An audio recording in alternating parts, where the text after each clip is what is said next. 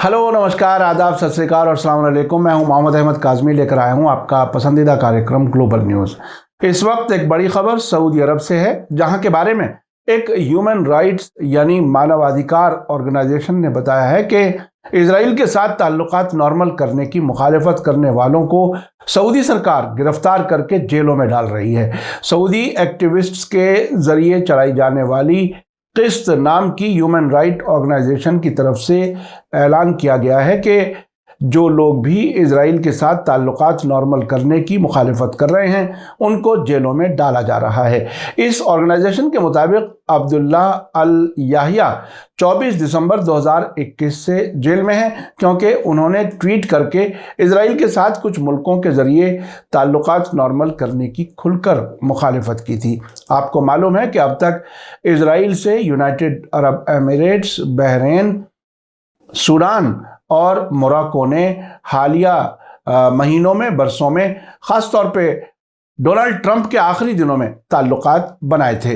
Saudi links website ने भी लिखा है कि अब्दुल्ला अल याहिया कोई पहले शख्स नहीं है जिन्हें इस वजह से जेल में डाला गया है, बल्कि सऊदी अरब में मुखालिफत करने वाले बहुत से मजहबी रहनुमाओं और यूनिवर्सिटी में पढ़ने और पढ़ाने वालों को भी गिरफ्तार किया जा चुका है। अप्रैल 2021 में राजधानी रियाद की एक अदालत ने अब्दुल अजीज अल औदा को फिलिस्तीनियों को सपोर्ट करने और इजराइल के साथ ताल्लुकात नॉर्मल करने की मुखालिफत करने के इल्ज़ाम में जेल में डाल दिया था। इस इल्ज़ाम में सऊदी अरब में बहुत से लोग जेलों में बंद पड़े हैं।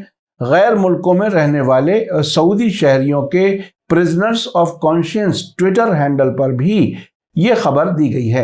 इसके अलावा सऊदी अरब की सरकार ने हालिया कुछ बरसों के दौरान मुल्क में रहने वाले बहुत से फिलिस्तीनियों और हमास के मेंबर्स को गिरफ्तार किया है। हमास को सपोर्ट करने के इल्ज़ाम में मोहम्मद अल खजरी को 15 बरसों की जेल की सज़ा सुनाई गई है। इसके अलावा जॉर्डन और फिलिस्तीन के तकरीबन 69 लोगों को इजराइल के साथ ताल्लुकात नॉर्मल करने की मुखालिफत करने की वजह से लंबी मुद्दत से जेलों में रखा जा रहा है। आपको मैंने कल ही बताया था कि मिडिल ईस्ट में इजराइल के सबसे अहम दुश्मन हिजबुल्लाह को टेररिस्ट बताते हुए कल ही सऊदी अरब के लेबनान के लिए एम्बेसडर ने वहां की सियासी पार्टियों से हिजबुल्लाह के असर को ख़त्म करने के लिए अपील की थी। अमेरिका ने भी लेबनान में आने वाले मई इलेक्शन से पहले हिजबुल्लाह के खिलाफ प्रोपेगेंडे के लिए 48 करोड़ डॉलर खर्च करना तय किया है। आपको बता दूं कि नवंबर 2020 में इजराइल के प्राइम मिनिस्टर बेंजामिन नेतन्याहू ने अमेरिकी फॉरेन मिनिस्टर माइक पॉम्पियो की मौजूदगी में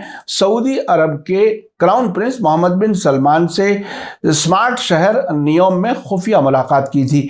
हाल ही में सऊदी अरब के यूनाइटेड नेशंस में एम्बेसडर ने कहा था कि अगर इजराइल 1967 से पहले की हालत में चला जाए, यानी उस जंग में कब्जा की गई ज़मीन खाली कर दे, तो न सिर्फ सऊदी अरब बल्कि सभी मुस्लिम मुल्क इजराइल से ताल्लुकात नॉर्मल कर लेंगे। सऊदी अरब और इजराइल के दरमियान हालांकि अभी डिप्लोमेटिक ताल्लुकात का ऐलान नहीं किया गया है, लेकिन दोनों मुल्कों के बीच नज़दीकी ताल्लुकात के अक्सर इशारे मिलते रहते हैं। सितंबर में खबर थी कि सऊदी अरब इजराइल से मिसाइल डिफेंस सिस्टम खरीदने के लिए खुफिया बातचीत कर रहा है। अब ऐसा लगता है कि सऊदी अरब जल्द ही इजराइल से ताल्लुकात नॉर्मल करने का ऐलान कर सकता है। ये मुमकिन है कि इसीलिए इजराइल के मुखालिफों की गिरफ्तारी का सिलसिला तेज किया गया है। आखिर में आपको याद दिला दूं कि अगर आपने अभी तक media star world YouTube channel subscribe नहीं किया है तो सब्सक्राइब कर लें और घंटी दबाना ना भूलें। और अगर आप हमें फेसबुक पर देख रहे हैं तो हमारे पेज को लाइक करें ताकि हमारी हर नई वीडियो की खबर आपको सही वक्त पर मिल सके। इसी के साथ मुझे दीजिए इजाज़त। ग्लोबल न्यूज़ का ये एपिसोड आपको कैसा लगा कमेंट्स में ज़रूर लिखें। थैंक यू, धन्यवाद, शुक्रिया। जय भारत, जय हिंद।